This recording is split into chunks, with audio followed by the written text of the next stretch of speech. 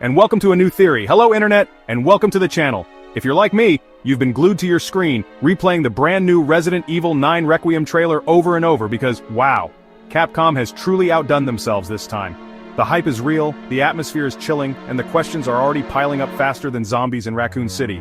I mean, from the first frame to the last, my theorist senses have been tingling off the charts. It's a masterclass in misdirection and subtle hints, designed to get our brains working overtime, and I am so ready to dive in.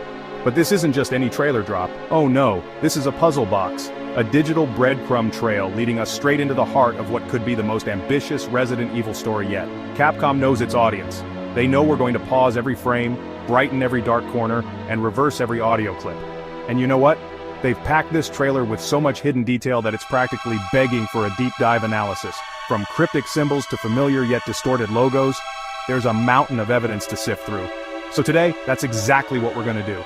We're putting on our tinfoil hats, grabbing our red string and corkboards, and breaking this thing down piece by piece. We're going to expose the secrets, decode the messages, and craft a theory that just might predict the entire plot of Resident Evil 9. So grab your first aid spray, make sure you have enough inventory space because we're about to solve this. But hey, that's just a theory, a game theory. Let's get started.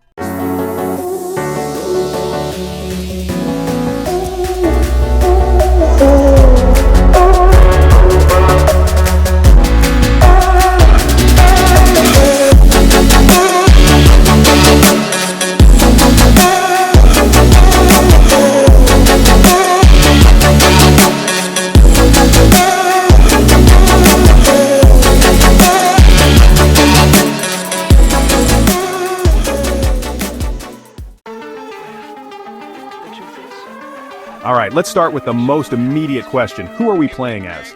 The trailer gives us a first-person perspective, a classic Reezy move, but it's deliberately coy about our protagonist's identity. We see gloved hands, a tactical sleeve, but no face, no name. However, the clues are there if you look closely. In a split-second reflection in a shard of broken glass around the 27-second mark, you can see a feminine silhouette. It's blurry, it's distorted, but the build is definitely smaller, more agile-looking than Chris or Ethan. This isn't one of the series' muscle-bound titans. Now let's look at those hands again. The gloves are tactical, sure, but they're also slender. And notice the watch on the left wrist. It's not a standard military-issue timepiece, it's sleek, almost civilian, but with a strange, glowing blue interface. This could be a new piece of biotech, maybe something that monitors viral levels or interfaces with the environment. More importantly, during a quick-time event where our hero catches themselves on a ledge, we see a tiny, almost unnoticeable detail on the sleeve, a faded patch. When you crank up the brightness, it looks like a bird emblem, a raven or a crow, but it's not one we've seen before. It's not stars, it's not BSAA, it's something new. So, who could this be? The popular theory online is that this is a grown-up Sherry Birkin, which fits the agile profile and her history with bioweaponry. Or could it be a completely new character, perhaps an operative from a rival corporation to Blue Umbrella, one that uses a raven as its symbol? The most compelling piece of evidence for me, though, is a quick shot of our character picking up a file. For a single frame, you can see a name on the dossier they're holding, Winters. This is either a massive red herring, or our new hero has a direct, vested interest in the legacy of Ethan and Rose. You can't have a classic Resident Evil conspiracy without the company that started it all, Umbrella. And just when we thought they were finally dead and buried, their iconic logo makes a chilling return. But it's not where you'd expect. It's not stamped on a crate or on a mutated monster. No, it's far more insidious. At the 48-second mark, the trailer shows a sweeping shot of what looks like a modern sterile laboratory.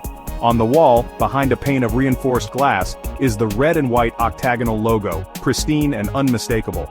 But here's the twist. This lab doesn't look old or abandoned. It's active.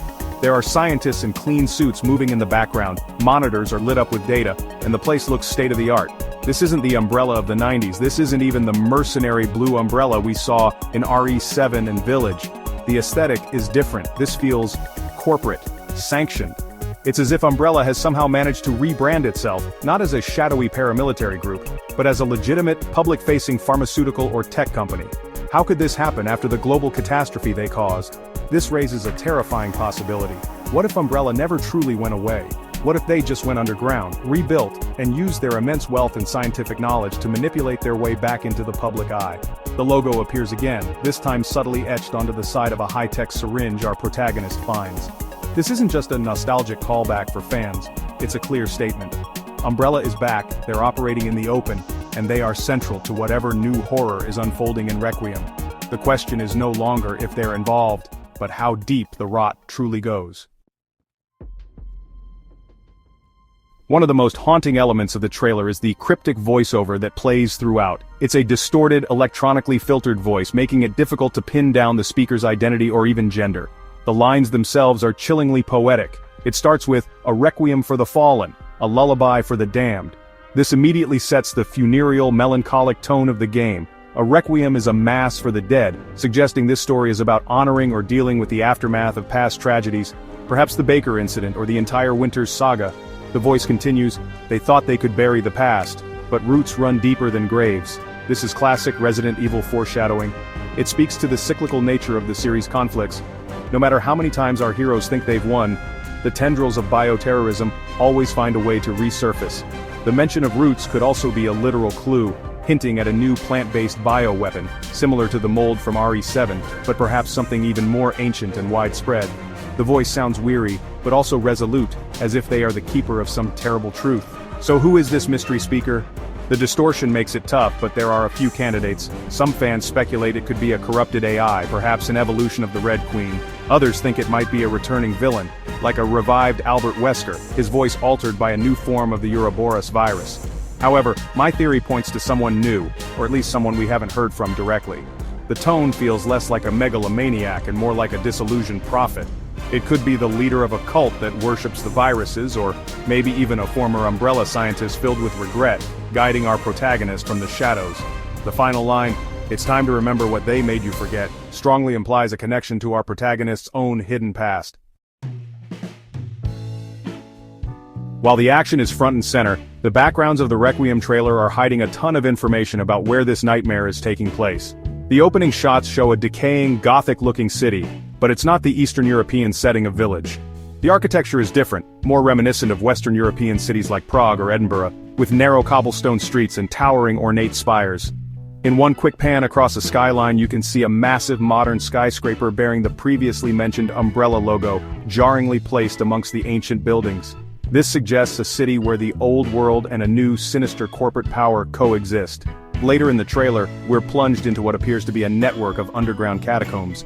These aren't just simple caves, the walls are lined with skeletons, arranged in intricate, almost artistic patterns, suggesting a long history.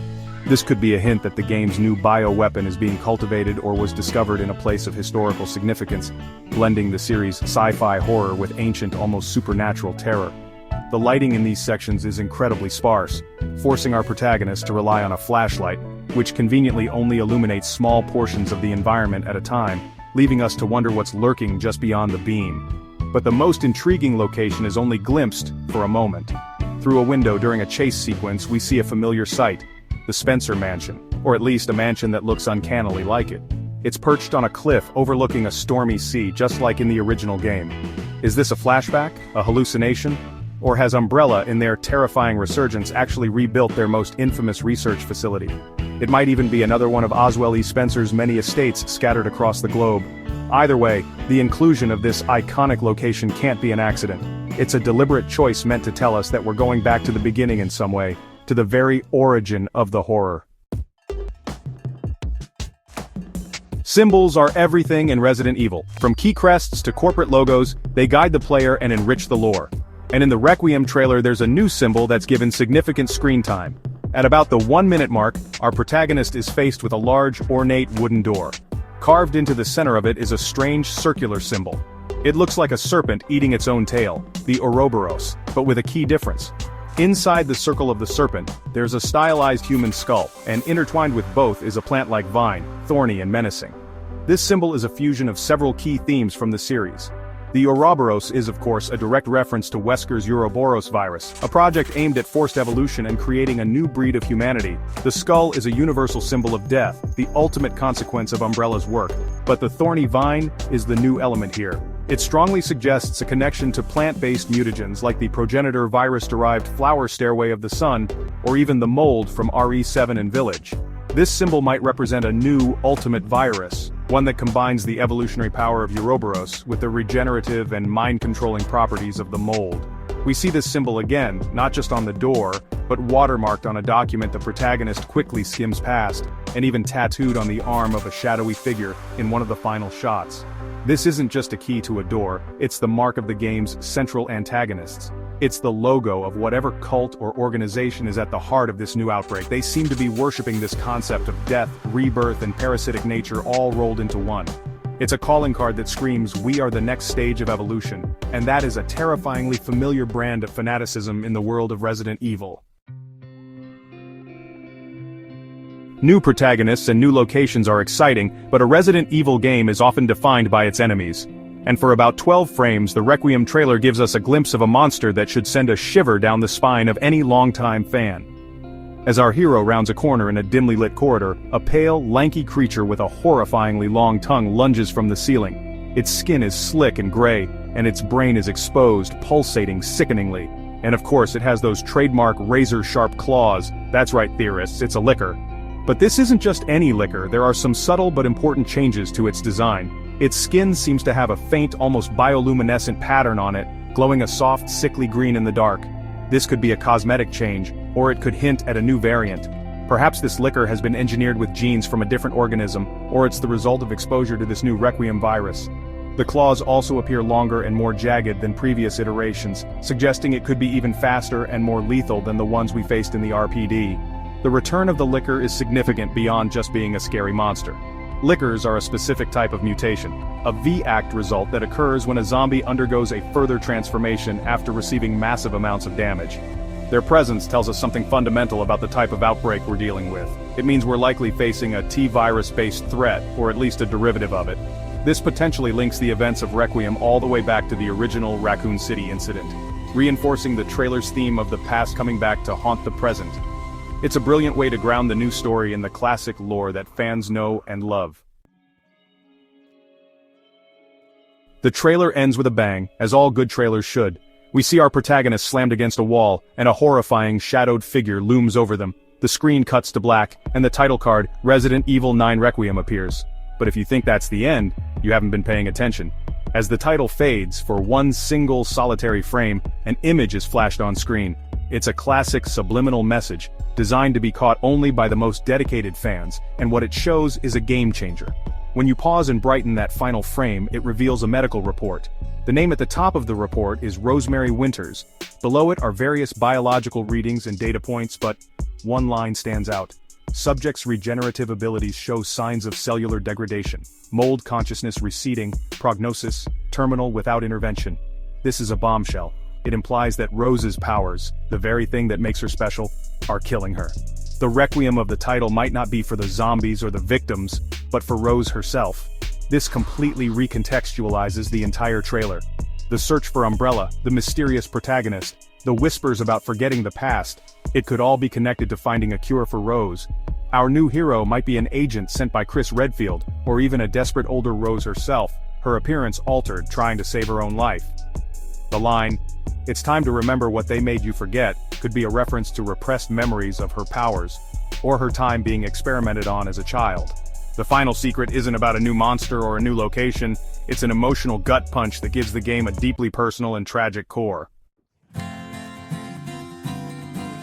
And there you have it, a complete breakdown of the secrets hidden within the Resident Evil 9 Requiem trailer. From a mysterious new protagonist with a possible connection to the Winters family, to the chilling return of a rebranded Umbrella Corporation and the iconic liquor, this game is shaping up to be an incredible dive into the series' past, present, and future. The central mystery seems to revolve around a new, all-encompassing virus and a desperate race against time to save Rosemary Winters from her own powers. It's a lot to take in, and honestly, we've probably only scratched the surface of what Capcom has hidden for us. But now I want to hear from you. What did you spot in the trailer that I missed? Do you think our protagonist is Sherry Birkin, a grown-up Rose, or someone completely new? What are your theories about the new Ouroboros vine symbol and Umbrella's public comeback? Let me know all your thoughts, your wildest theories, and your frame-by-frame discoveries in the comments below. I'll be reading through them all, because the best theories are the ones we build together as a community. The conversation is half the fun. If you enjoyed this deep dive and want more Resident Evil theories, breakdowns, and lore explorations, be sure to hit that like button to let me know. And of course, subscribe to the channel and ring that notification bell so you don't miss a single video as we get closer to the release of Resident Evil 9. There is so much more to talk about, and you won't want to miss it. Thank you so much for watching, and for theorizing with me. Until next time, stay curious.